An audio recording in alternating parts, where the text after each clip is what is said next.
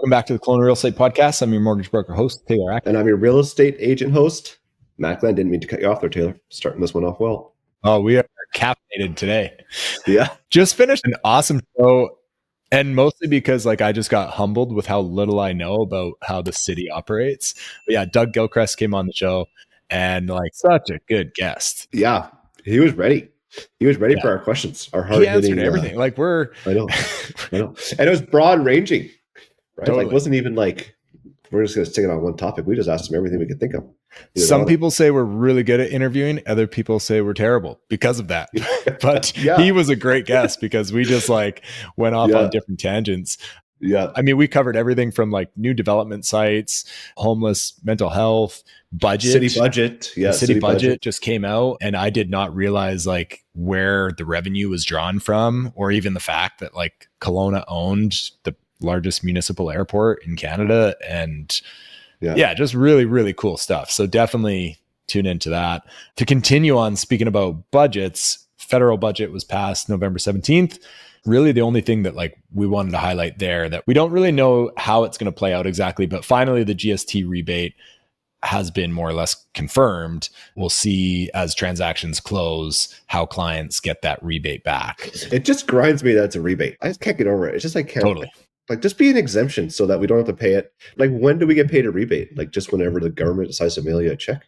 I mean, technically, I think the lawyer, thank goodness we have an amazing lawyer community here. The lawyers will stick handle this. Yeah. They'll ensure clients, access the rebate in a timely fashion. But in terms of lending, we still have to prove that clients have access to those funds to close, which is ridiculous because that's You're basically the whole helping the people that have enough money to pay for this. I don't know. Yeah. It just seems weird. Maybe it'll get ironed out in the next few years. I like the idea of it. It's just one word. Just change it to exemption from rebate and work. Totally.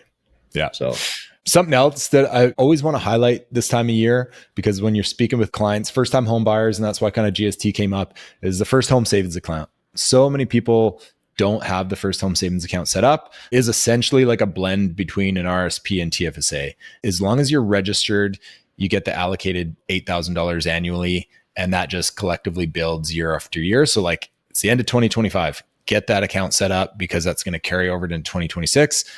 And if you do both years, you get a $16,000 write-off, to your personal taxes. So super powerful tool for a first-time home buyer. If you don't know anything about it, reach out. I'll walk you through it. Taylor loves talking about tax stuff.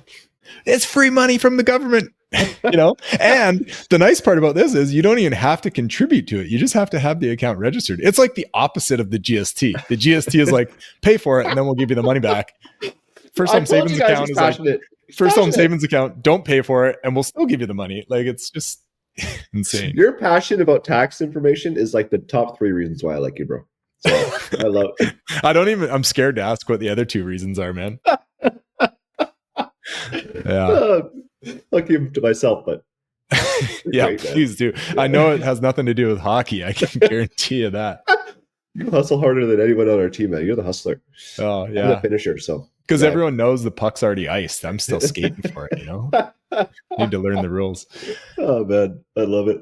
This was a great episode. Honestly, you're kind of still buzzing from it. It's a good one to kind of nearing the end of the year. And we have a few good ones lined up for the new year, too. So looking forward to tons of good ones. Yeah. The only other thing I wanted to highlight going into 2026, obviously, there's going to be a lot of conversations of where's the market going? Is the spring market going to be here? Is now the time to buy kind of thing? What I've been kind of telling clients, and I'm not in the position to give advice, I try and stay away from that, but I do, is I think we have a runway of time to buy. I don't think, the spring is going to come and there's going to be this flurry of activity and people are going to miss out on that quote unquote bottom.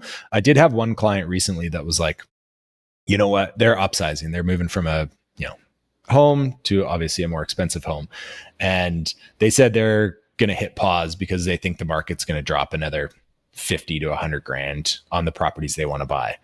And I was if you're so confident that you think it's going to drop, why don't you sell your house and rent for a year? Really double down, And this is just me being a bit of a jerk, but it's I don't think you're that confident because otherwise you would sell. So my communication to people right now is I think there's a great opportunity to buy. I think specific to asset class in the condo market, you're probably going to see that opportunity for the next 18 months, 24 months. It's there, it's saturated. Single family homes though, if you're looking at buying a single family home, I do not think the market's going any lower. I truly believe if you can be approved to buy something you want to be in right now, go for it. So we actually talked to Doug, not about this exactly, but he was talking about what's being built in Kelowna. And 10 years ago, it was 80% homes to buy, like fee simple homes to buy, and 20% rentals. And this year it's 80, pushing on 90% rentals. And other part of homes to buy, which are not single family homes. That's townhouses, fourplexes, infill, condos. So like, well, probably not that many condos, but townhomes and infill and some single family homes. So they're just not building single family homes at the same rate as they're building condos. There's going to be a scarcity of fee simple product out there. Yeah, big time. Well, especially single family homes. Yeah. If you're trying to upsize, now's the time. If you're just trying to get into the market, I think there's flexibility on a timeline. But yeah, if you think the market's going to drop, sell your home then. Do it. I dare you. It's true though. Like if you think if you're certain the market's going to drop, obviously you get out now and wait for it to drop and rebuy in. But I don't know. Yeah. Yeah. Okay. Well, we'll just jump into the show because Doug was just such a great guest. And another thank you to the City of Kelowna. We've had on multiple City of Kelowna guests and they've all been amazing. So appreciate you guys. They have all been amazing. They all come back too. So it's Taylor and I are doing something right there also. Yeah. All right, guys. This show, like every show, is sponsored by Century 21 Assurance Realty. We just acquired Executives Property Rentals. So we are like going hard in the property rental management. That is a big part of Century 21 Assurance Realty now. So we are not only growing in geographic locations, we're all over the interior, growing in Kelowna, Vernon, Kamloops, Kootenays, Creston. We also are doing the same thing with property management. So we are a brokerage on the up. So if you are a buyer, seller, investor that's looking for a property manager, we're a brokerage to call. Or if you're an agent looking for a brokerage to hang your hat at, I think we're the right one. Enjoy the show, you guys. Okay, Doug Gilchrist, thanks for coming on the show, man. How are you doing today? Fantastic. First day of snow, but it looks of things out there are very close to it. So winter's here and we're cruising along at the city. I think I just heard a big cheer from Big White hearing you say that. Yeah, a bit of a delayed opening, but thankfully I think today's opening day. So I'll have to check the hallways and see who's around. Can you just give us a quick background on yourself? Like what is the CAO for City of Kelowna and what's specifically your role there? So CAO, Chief Administrative Officer, or City Manager, as many people call the job. So I'm council's single employee. I report to council and the rest of the organization reports up to me through my senior leadership team. Yeah, I've been here 22 years with the city almost, and almost 8 years as the CAO or the city manager. And it's a blast. Being able to do what we do in city building in Kelowna is like just one of the best jobs there could be. We're at an opportune time, but Kelowna kind of maturing and growing right now. It's a ton of fun. Yeah, I got to say, like hearing from realtors and obviously in our world, Kelowna, you're running a pretty well-oiled ship there. So good work. It's a great reputation. Yeah, thank you. We're pretty proud of it, of what we're doing and some of the things we're doing that are groundbreaking and, winning awards and getting kudos for the staff that are putting so much time and passion into it. We're really, really excited about it. I know in your world, we're going through a tough cycle in real estate, but we're doing what we can to support the industry for sure. Well, you said cycle. We're all used to it. Ups, downs. We just are here for the ride. So we're making the most of it. I like that attitude. It'll come back. Exactly. With some kind of recent information, you were just talking about getting a budget approved. Do you want to highlight kind of anything interesting in the budget coming out? Sure. I mean, there's lots of exciting stuff in there. For the most part, we try to make sure we're investing in the things that people are talking about, right? The things that people are calling us about, they're asking for, they're getting into council's priority list, and make sure we're investing in those things first. Public safety is top of the list. So we're putting 10 new bodies into public safety, 4 in the RCMP, 4 into fire, and 2 into bylaw to try and bolster those areas to get a handle on the challenges we have out there on our street. And I think we're turning the corner. Things are improving in certain areas if you actually look at the data. We're hopeful on that front. Tons of money going into infrastructure. We started building the new Parkinson Rec Center a few months back. We broke ground and that's going full steam ahead. That's our biggest capital project in history, actually, the Parkinson Rec Center rebuild. And alongside that, we're building 3 community centers, one in Rutland, one in Glenmore, and one in the Mission. 2 of those will have daycares. 2 of them will have full-size gyms in them, tons of community space. The Rutland will have a community kitchen. So really cool distribution of new amenities for our community, and tons more hard court for sport community as well. So those are pretty exciting. That is very exciting. Where does the funding come from? Do you guys get grants provincially, federally for that as well? Or is it mostly drawn out of our taxes? Yeah, I think this is kind of a misconception about how we're funded. So thanks for bringing it up. The City of Kelowna is a bit unique compared to many communities. We have a very low reliance on taxation. So our operational budget, we just tipped over $1 billion to run the city for 2026. Only 20% of that is funded from property taxes. The rest is from own source revenues, meaning fees, grants, reserves, partnership funding, that type of thing. So yeah, we get a little bit of money from the province and the feds, depending on how successful we are at applying for grant programs. But we're relying more on generating our own revenues and trying to take some of the burden off the taxpayer. Awesome. In comparison, so there are communities in BC that are more than 75% tax reliant. We're the flip side of that. That's awesome. And I guess like historically, is that kind of always where we've been? Like, have we been a pretty, I guess, net cash flow city? Not always. It's a very purposeful trend. We have generated revenues through things like our own dark fiber system that generates private money. We opened our box office platform, selling tickets throughout Kelowna, generates some revenue for us. Certainly our airport is self-funded.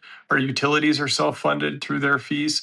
We've been in probably a good financial position as a city for a long time. And now I'd say we've moved into like a pretty enviable financial position. We have done very, very well on our investments. And then we use that investment income to offset taxation as well. And it benefits everybody by trying to keep taxes low. For the last 3 years, we've been the second lowest tax increase of any community in BC. And I expect that trend to continue. Wow. You said at the beginning of the show, like how exciting, like what a cool job to make decisions on infrastructure like the airport, or, I think Matt wanted to talk about like hotel locations and asset allocation, like acquiring some of these properties. Yeah. So I guess the big one is the city bought the property right behind, like you bought the Marina and a bunch of lots around that. Like, what was the idea? What's the plan with that? The vision, I don't think, for that site has changed. This council, the previous council, the vision is still to have a major flag hotel there, a higher end, higher class hotel in their downtown. I mean, it's an A location, and we expect to have an A tenant. But it wasn't materializing. Current market, the current ownership group, they were struggling to get it off the ground. Unfortunately, Westcorp was a great group to deal with, and they took a good run at it multiple times and just came up against some difficult roadblocks with, COVID and the changing marketplace and things like that. So we believe that, getting it into our hands, we can take a bit of a different approach, an international marketing approach, and attract a developer, a financer, and a flag that can ultimately get that vision into reality. So we bought the Marina. What's currently a parking lot is the primary site, and an office building just up on Queensway a little bit further that Westcorp owned. Yeah. We bought it at market value. The intention is to have a 3 to 5 year hold, and then make sure that during that period we're doing our diligence with getting it out to market in the right hands to build that hotel that we're looking for. So are you planning on holding onto the land and like just finding an operator, a hotel operator to develop it? Or are you city going to be part owner of the hotel, or how do you envision that? At this point, the deal structure is not clearly understood. It depends what the submissions are that come in through an RFP type of a process, but likely disposition.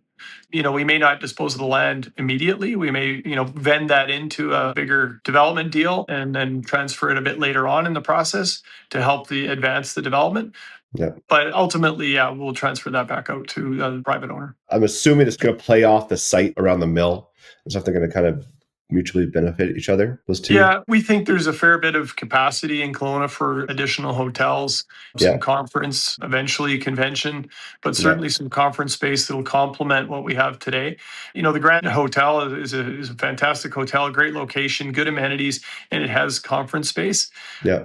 But the larger conference need more than just that downtown, for sure. Yeah. I know the Tolko mill site plant envisions a hotel there. Yeah. I know we're just directly adjacent to the mill site. There's some land owned by Argus where they envision a hotel there. We think this site as well. So I think our downtown in the long run can handle certainly 2-3 more hotels without any challenge. Yeah. And I mean, talking about conference centers as well, I know the Woodfire Bakery site, like that building, Obviously, I don't think the city's involved in that, but they're talking about building a fairly large conference center there. I guess to me, it seems like a lot of hotels, but obviously the data supports that you guys have capacity. What direction, like, are we trying to go for, in 10, 15, 20 years from now as like a, where our economics are? Like, are we still trying to be a tourist town, obviously? Yeah. So moving to major events and being a destination location, it takes the infrastructure. You've got to have the pieces in order to attract. And sometimes it's a build it and they will come type of scenario. But what we're seeing now with, Skate Canada, Memorial Cup, the BC Lions coming to town, BC Summer Games will be right on the heel of that next year, the Briar in 25. These are major international events that have put us on the map in that world. And there's people knocking on our door. So we know that we have to make sure the facilities, the beds, the amenities that people are looking for are here. So we're building towards that for sure. I mean, it kind of segues a little bit into like the short-term rental legislation. I know it's currently, the city's had conversations with the province, but I guess, are you guys also then seeing a benefit that, hey, if there are, 3 hotels in the downtown core, then that would kind of alleviate this hot topic? Like, it wouldn't be such an industry where maybe people are looking to invest in? Yeah, so council's going to have to debate that and make a decision on policy. From my perspective, there's room for both. Maybe not in the form that we used to have, where it was in every neighborhood and creating, some disruptions in the single family kind of neighborhoods. Yeah. But for those projects that were built to accommodate and support short-term rentals, what used to be called our old C9 tourist commercial zoning, like around where Aqua is and places like that. Yeah. Those are probably the ones we're going to recommend that they get an exemption and that they be allowed to have short-term rentals subject to the strata. I mean, the strata ultimately will decide if they want it in their building, but we will likely be making a recommendation to have some of those projects approved for an exemption, and then the province has to make a decision. Ideally, the province could make that decision a little more accelerated basis. We'd love to see May 1st, so that for all these major events that are coming next year, we have some options for people that are visiting. I was going to just ask, because Gavin Dew is in Victoria, like talking about they can't change it until the end of November or something, and he wants to accelerate that. So obviously there is a bit of support from you guys for what he's talking about down there. Oh, yeah, for sure. I think what he's proposed makes total sense. Really, he's just talking about a timing change. Legislation is there already for exemptions, so long as we meet the test for vacancy rate, which we expect we will exceed that when the data comes out, I think maybe within a few weeks, actually. And when that data comes out, then we can go to council, apply for the exemption, and then hopefully negotiate an accelerated approval timeline from the province and not have to wait till November of next year. You guys had a bit of a change of heart, because when the provincial rules came out, you added a few more on top of that for City of Kelowna. What happened? Was it just public outcry, or was it the economy, or like what made you change your mind on that? Probably a little bit of everything. And I'm not sure I'd categorize it as changing our mind, because we won't go back to what we had many years ago where it was just allowed everywhere. Yeah. Council put those restrictions in place for a reason, and the complaints were through the roof in terms of neighborhood disruptions that were happening. Stagettes happening every weekend all summer long in some neighborhoods. It's just not tolerable, right, for some people. Happened in my neighborhood, and a bunch of neighbors were pissed about it. Yeah. So we won't go back to that, I'm quite sure. So it'll be a more thoughtful allocation of where short-term rentals are appropriate, the types of buildings they can be in, the neighborhoods that they can be in, and so on. So I wouldn't say it's a complete change of heart, but we recognize that, it is a challenge for some people who need that revenue to pay the mortgages or what have you. And it's also an important piece of the tourist economy, have those options available. People have just gotten used to having that broad set of options. And on the flip side, we also don't want to have it proliferate too much and have an impact on the hoteliers that have built infrastructure and employ people and so on. We'll strike a balance, I guess, is a political answer, but we got to strike a right balance. Well, it does make sense to allow, like, the buildings that were built for this, at least have the choice now. I guess the strata, like you said, the strata will still have to vote for it, but if they're built with this in mind, it kind of makes sense. So, yeah. With that said, like with our local economy, maybe you have very good insight, but we've kind of spoken to a vast collective, like, guests on both sides of the fence, right? And we have some that are small business operators expressing that their business is down quite a bit because of short-term rentals or fires or like a compounding effects. And then we have other people that are, expressing quite the opposite. Where are you guys seeing it from a city standpoint? The city's still growing. People are still moving here. We're still issuing building permits, development permits. We're seeing our business licenses increase. So it's moving in the right direction. It's just at a slower pace than people were accustomed to. And unfortunately, we see fairly dramatic swings sometimes in the economy and the real estate industry. In my 20 odd years here, I find that Kelowna bucks the trend a little bit. We don't see the dramatic swings that you see, particularly in real estate, like in, say, Toronto and Vancouver, falling off a cliff. Ours have declined, but not to the same degree. So as a really attractive place that I think is well positioned, hopefully seen as being well run, financially stable, we'll buck that trend a little bit and come out of the other side of this hopefully sooner than others. Our airport's a perfect example of that. Coming out of COVID, our airport was the fastest growing and fastest recovering airport in Canada. Where this year, the airport's going to grow at about 9% passenger traffic. Wow. Our busiest year on record, our busiest month ever was in August, and we might eclipse that in December. So there's lots of positive indicators that Kelowna's on a great trajectory. And this is probably a tough question, but do you know why the growth is so fast at the airport? Like obviously capacity is growing in terms of, what it can handle, but are people traveling away from Kelowna for vacations more, meaning like our economy, like we have disposable income, or is it mostly tourists coming in? Well, we're seeing growth on both sides, but the domestic traffic certainly is up, and our team works really hard on going after new routes. It's not a passive approach that when an airline comes to us, we'll accommodate them. We're out there pounding the pavement, working with the airlines, trying to develop new routes direct wherever possible. Or to major hubs like LA and Seattle, places like that, so we can get the international people up here. And remember, Canada's 40% off for everybody in the US right now. So it's a pretty attractive place to come ski and go to a winery and get a hotel or rent a boat, right? Yeah, very much. That's awesome. I didn't realize it kind of came from the city down. Like you guys are involved in going out and drumming up that business for the airport. Yeah, for clarity, the airport is owned by the city. It's the largest municipally owned airport in Canada.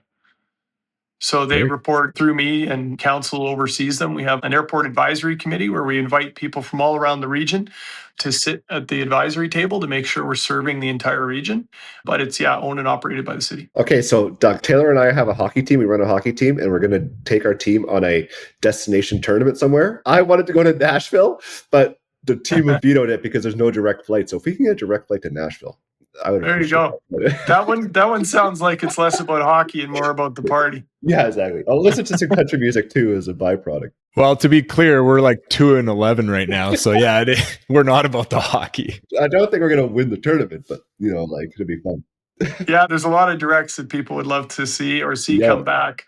Hawaii is one of the most popular requests I think we get. But there's plenty of them. As the airline industry sort of matures and comes back from the turmoil they went through, directs is certainly on our radar. It's kind of coming full circle from, like that's what you're talking about when the city has investments that are doing well, that's generating income, and therefore you guys can reinvest it. Like, is the airport like one of the main investments of generating that revenue then? The airport certainly is supporting other industry. I mean, that for us, we have a healthy development industry. We have a healthy film industry, which is growing like crazy right now. Tech and innovation industry and AO supports that as well. For us, it's making sure that we have the pieces of the puzzle in place to help influence those industries, because we're not an industry, right? We want to support the industries. But where we can stimulate economic development, like bringing in major events, I don't think people realize how much economic development that supports. Like the 2 BC Lions games that are coming in, we're going to be building a festival around that, and all through the week, it's a Canada Day week. So we're going to have a massive festival related to those 2 games. And the economic development formula, the national formula that we use for forecasting economic development for major events, suggests that that's going to be upwards of $70 million for Kelowna in 1 week. So you think of different ways you can influence economic development. This is a pretty direct way of getting money into our economy and supporting local business. So major events is something that this council's highlighted, and we're going after it in a big way. And we just had the CCMAs, which were very successful, weren't they? Yeah, that was just under 20 million. We did a post-event analysis, almost 20 million bucks into the economy for that week that they were here. By all accounts, it was pretty successful. I heard a lot of people say, why do we go anywhere else in Canada? Can't we just come back here every year? So it gets my vote. Yeah, mine too, for sure. In your position, how do you quantify success? Is it mostly generating revenue? And I guess second question to that would be like, what levers do you have access to pull on? Is it going up and getting those events to come in and then reinvesting in the infrastructure to then get bigger events and like it continues that way? There's a few different things. I mean, we actively go after them, really solid submissions to go after these events. Like the Memorial Cup was a great partnership with the Rockets and the Memorial Cup committee, great videos, NHLers, like a really cool partnership. And when we went after that, we knew it was going to be pretty hard to say no. The quality of that submission that everybody put together collectively. So yeah, we could be proactive and go after them. We have to have the facilities, look at the facility and say, yeah, that thing's going to work perfectly for us. So if you look at what used to be called the Island Stage, now I guess it's the Peninsula Stage at Waterfront Park there in front of the Grand, when we rebuilt that, we built it on the advice of Live Nation, and we talked to them about, what size of venue, how many people is the sweet spot for this location, what does the stage need to look like, the sound system, the electrical, all of that kind of stuff, access points for security, all of those things. So when we built that or rebuilt that, we designed for the marketplace. Live Nation's now got us on the radar, and they will populate that as best they can, working with our local promoters and so on. And we can put between 3,000 and 5,000 people in there and do a beautiful outdoor concert in a venue that, is second to none. Yeah. Just even sitting there without a concert going on is amazing. Very cool. All right, Doug, I want to talk about the rail trail and the tent cities around it. The Clement connector is going to go through to, where does it go? To Highway 33 or around that area? Yeah, so the Clement Extension has been envisioned for many, many years. Like I think we pulled out a official community plan from 1985 that showed kind of a dotted line on the transportation section of that map to go through there. So we think 40 years is long enough. It's time to build it. Unfortunately, it's a very complex infrastructure project and very, very expensive, right? It's got major gas line, we got riparian areas, we got creek crossings, big cuts and fills, retaining walls, you name it. So we're well into the design for that section. The first piece goes from Spall to 33, 33 to McCurdy, and then McCurdy out to the airport eventually, all the way through UBC. Super important piece. It will support not just goods movement, people movement, but cycling and hopefully an alternative mode of transportation down the road, whether that's self-drive autonomous minibuses or an LRT or whatever that might be down the road. I want to make sure we're protecting for that. Because you think of the connection to downtown, there's going to be 15 or 20,000 people in our downtown in the future. And those nodes around Midtown, UBC, the airport, that's going to be a major spine of traffic. So yeah, it's pretty cool. It's exciting to be part of, and it needs to get done. Yes, because I guess to bring this back to the homeless people, like what I hear, obviously this is just totally anecdotal, it's just because of the rail trail and where it is, it's basically private. Like at night, there's nobody there. It's kind of easy to set up the tents and stuff like that along there and even downtown and down into the industrial part around Hollywood there. And like, do you think this will help to have more of a spotlight and open it up a bit for all the traffic? Or like, what's the plan with this tent cities? Is it just to move them every once in a while so they don't get comfortable, or what's the plan there? Yeah, I mean, there's no silver bullet to this issue. It's a complex thing that kind of plagues communities all across our country and the US. Yeah. There's a lot to this. We could spend an hour just on this topic, I'm sure. But in short, we need to manage the on-street impact. Yeah. We need to get people off the street and into some form of housing so they can be successful, in recovering and whatever it is and get back into contributing to society. Yeah. In the interim, we have a designated location where people can camp, and we manage that to great expense of the city. And we're obligated to do that. By legislation, we have to have a place where people are allowed to camp if there's not enough places for them to live indoors. And that's the case in Kelowna. It's very clear cut. So we have to have that location or have a location. And we've been successful in recent times in moving lots of people out of there and into the tiny homes that we've built in partnership with the province. We've had about 115 people, I think now, or 118 people that have moved out of those tiny homes and gone into permanent housing. Some of them, have gotten a job. Some of them have actually filed a T4. Like, it's working. Nice. Maybe not as quickly as everybody would like, but that's the nature of a complex, issue in our society. But we got to keep at it. Ultimately, we want to get people out of that corridor, into housing, into services, into treatment. And for those that are unwilling to go, into mandatory care. Our council's been very vocal about that, and we've been pretty clear that we think that's part of the solution. There's some folks who just absolutely are a harm to themselves and a harm to others and need to go into mandatory care. So we're pushing hard for that too. It's a multi-pronged and complex issue, but I think we're doing the right things and we're going to try and accelerate it. Sorry, was it provincially or federally mandated that you guys have a allocated outdoor space for tents? Court decision. Court decision? It was a Supreme Court decision that required that, or you have to have one on public land, so long as there aren't enough beds, shelter beds, for someone to go to. So there's more people on the street than there are empty beds, then you have to have a space for them to habitate. Okay, then I guess just to clarify on my end, if there were enough beds to, be sufficient to house those people, you guys wouldn't be mandated to have that outdoor space, like pending the court would approve it? No, we didn't need to go to court. It's just, let's say we had 50 people on the street and we had 80 beds available, then we could tell people not to camp in any location in our city. It would be illegal, contrary to the bar law, and they would have to be moved into those spaces. Interesting. Okay. Yeah. I mean, I'm really enjoying talking with you. There's a lot of new information for me here. Like, I'm blown away by this stuff. I had no idea. And then you said it's trending in the right direction. Like, I guess from a measurement standpoint, do you guys measure like police incidences or like people, like you said, like T4 jobs, like healthcare? Like, how are we measuring it? We measure as much as we can. Data is the way to make our best decisions and our best investments. So yeah, we do point in time counts. How many people are on the street? How many people are in our shelters nightly? How many people have gone into our tiny home communities and moved out into permanent housing?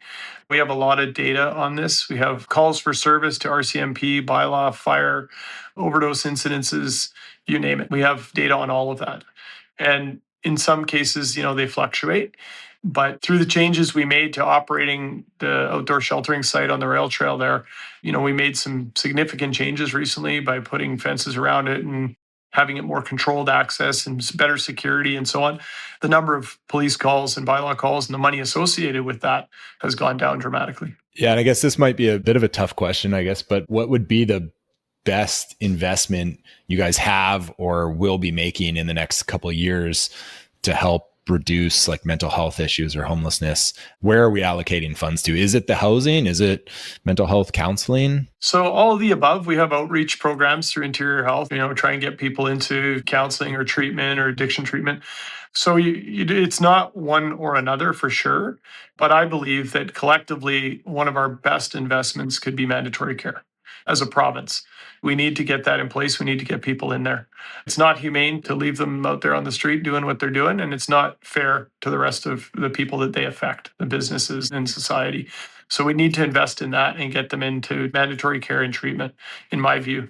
Some of the people that are remaining out there on the street, we tend to house the houseable, if you can follow me, that people that are capable of being housed or capable of recovering and living on their own, we take them first, and then we leave the folks that are unhousable on the street, and it just gets worse for them, worse for everybody that they impact. So we've got to deal with those folks, and that may only be 15 or 20 or 30 in our community.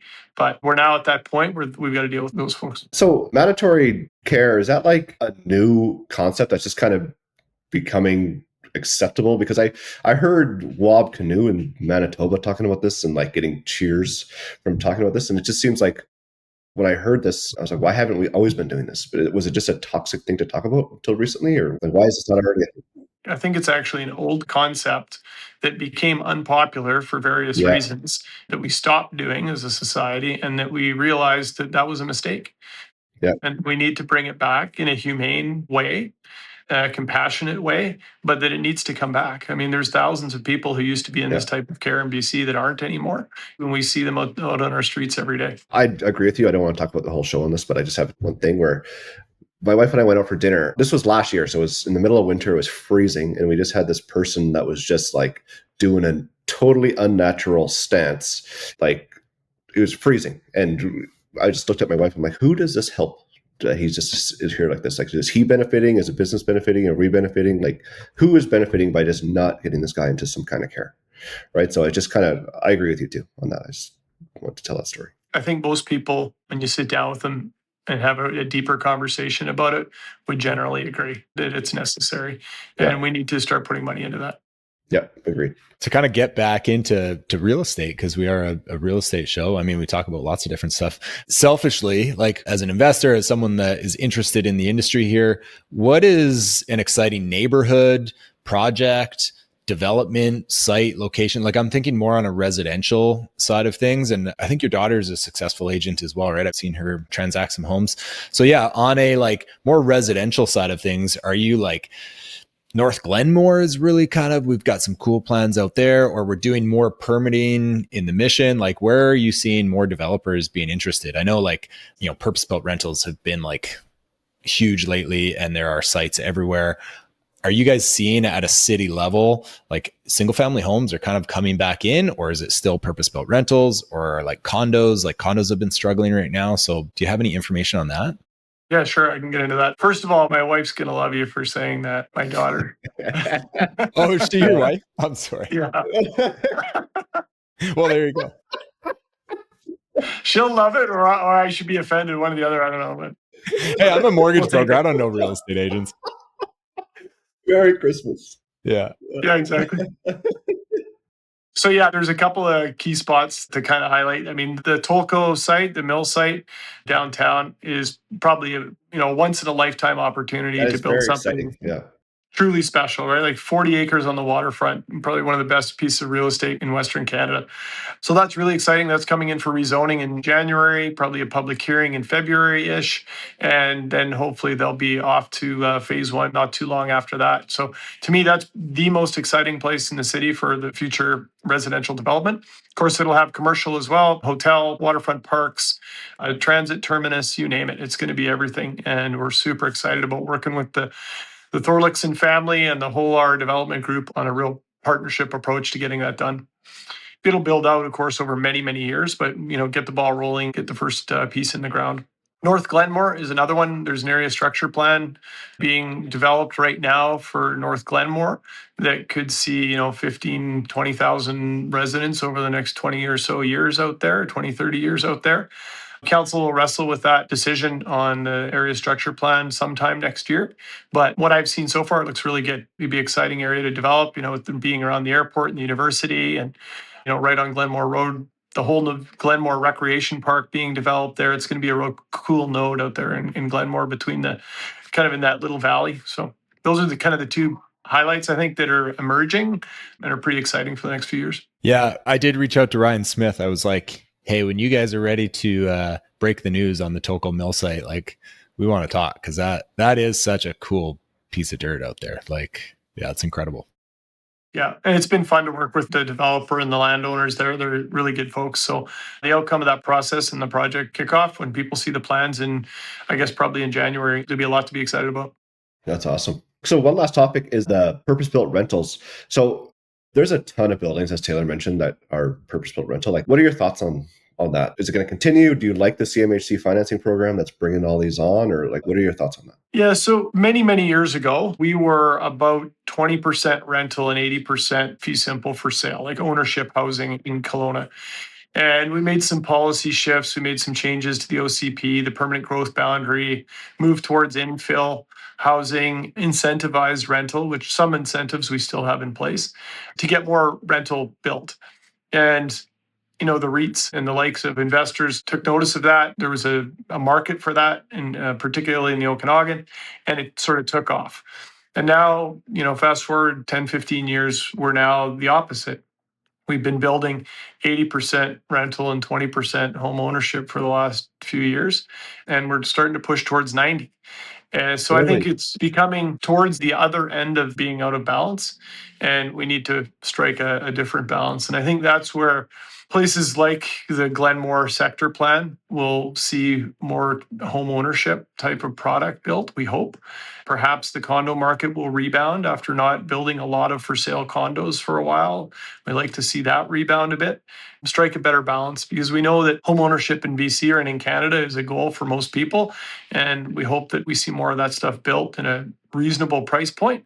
It's a big equity builder for a lot of people too, right? So we do want to see some more home ownership and perhaps a better balance than we're seeing in the last 5 years. I always knew that purpose-built rental in the last few years was, gaining a lot of popularity, but that's a pretty big weight on that side. Well, it's the only thing that makes sense that the number is penciled. Like you and I talk about this every day. Only thing that comes close to penciling. So it makes sense. That's just what's happening. I've absolutely loved speaking with you. I am naive to the city in terms of how active you guys are. This has been super educational for me. Thank you for coming on, because I just wasn't aware how proactive you guys were about getting out and getting business, and it just benefits our community massively. So I appreciate the work you guys are doing. I agree. So when I said earlier that you guys have a great reputation, it's true. Everyone I talk to, because I do a lot of work in Vernon, Lake Country, South, and Kelowna's just way better. So I appreciate that.